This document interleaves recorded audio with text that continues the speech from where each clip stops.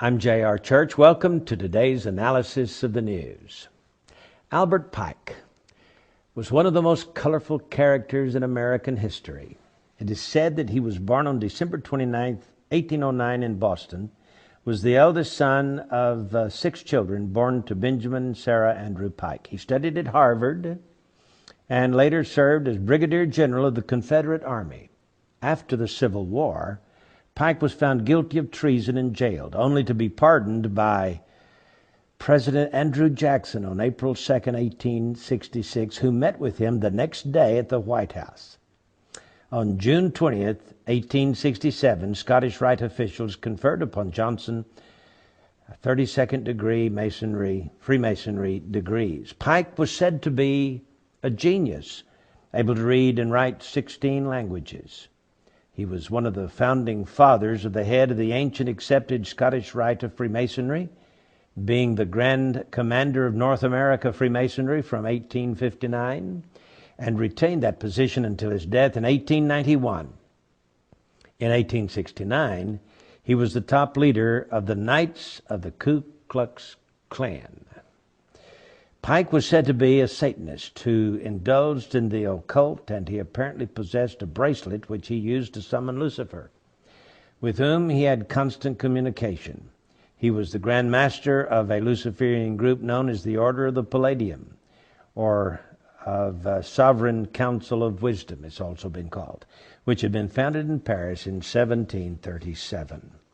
Now, General Albert Pike was the only Confederate general with a statue on federal property in Washington, D.C. He was honored not as a commander or even as a lawyer, but as Southern Regional Leader of the Scottish Rite of Freemasonry. The statue stands on a pedestal near the foot of Capitol Hill between the Department of Labor building and the Municipal building between 3rd and 4th Streets on D Street Northwest. Now, I tell you all of this because it is said that he received a vision from his mentor, Mr. Lucifer, I guess, on August 15, 1871. And William Guy Carr, former intelligence officer in the Royal Canadian Navy, wrote a book called Satan, Prince of this World, in which he gives this information. He said that he received this information from a book written by Cardinal Caro Rodriguez in Santiago, Chile, who wrote in 1925 a book called The Mystery of Freemasonry Unveiled. And in this book, in 1925, it is said that he wrote a letter to a man named Mazzini in which he described this dream. And in the dream, he predicted 3 world wars.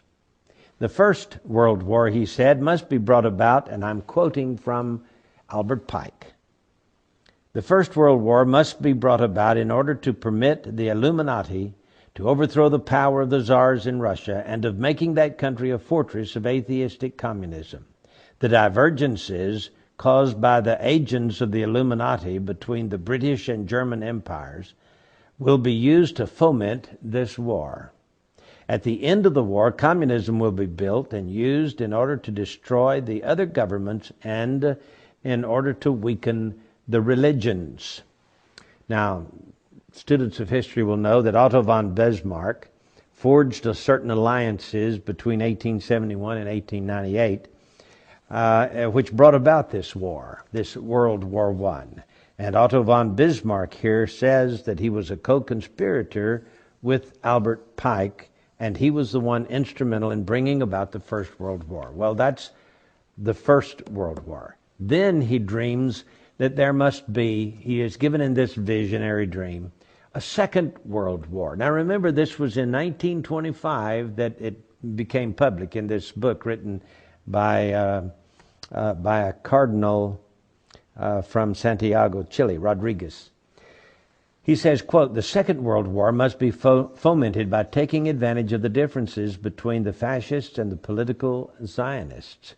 This war must be brought about so that Nazism is destroyed and that the political Zionism will be strong enough to institute a sovereign state of Israel in Palestine. During the Second World War, international communism must become strong enough in order to balance Christendom, which would then be restrained and held in check until the time when we would need it for the final social cataclysm. Well, there are some who may argue that the terms Nazism and Zionism were not known in 1871. You should remember, however, that the Illuminati invented both of these movements.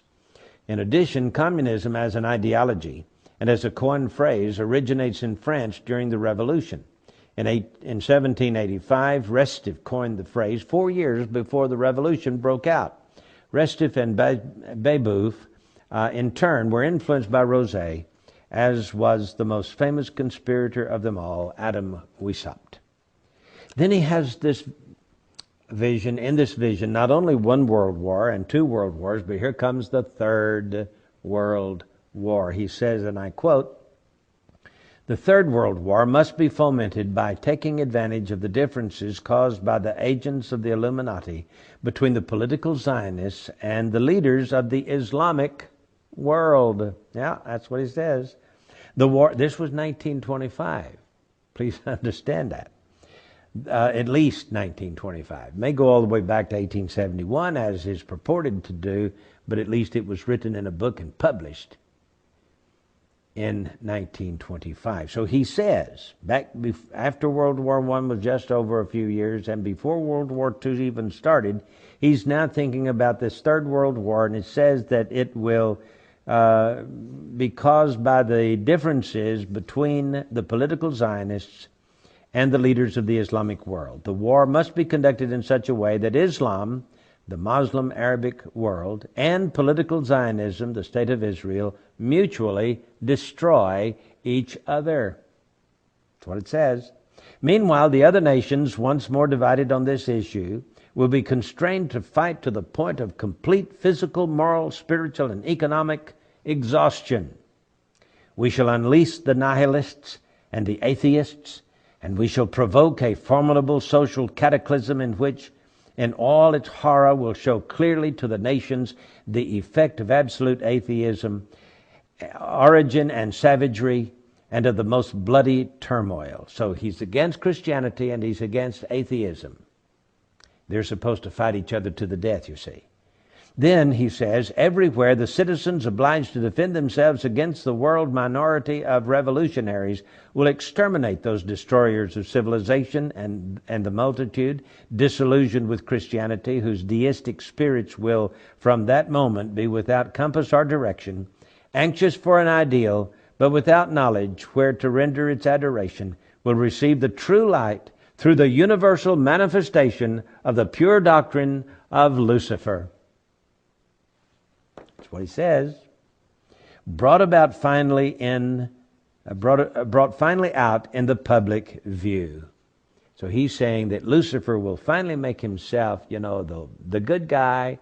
He's going to save the world from these atheists who don't believe in deity and from these Christians who believe in the good God.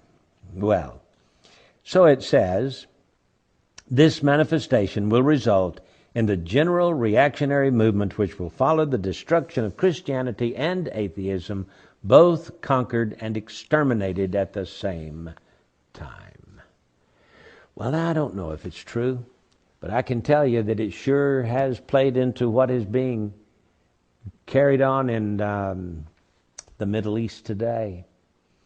And it looks like everything from World War I and World War II, with the development of the State of Israel, and with the Zionist movement and the Communist movement and the atheist movement, and the peppering down of persecution on the Christians of this world, it looks like that may be Lucifer's attempt at annihilation of us all, so that Lucifer will appear in the form, of course, of what the Bible calls the Antichrist, and establish peace on earth for mankind. I got news for all those Illuminatists. Their little plan will only last for 3.5 years and will be destroyed by the second coming of Jesus Christ himself, who, by the way, is going to take all of us Christians out of this world before the 7 years sets in, before this Luciferian ideal can capture the imaginations of people on planet Earth. There won't be a fight between Christianity and atheism, because we will be gone.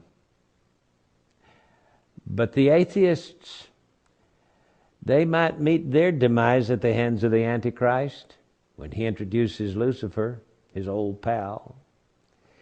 I can tell you this, they're all going to be thrown into the lake of fire. So says the Word of God, and I believe it from cover to cover.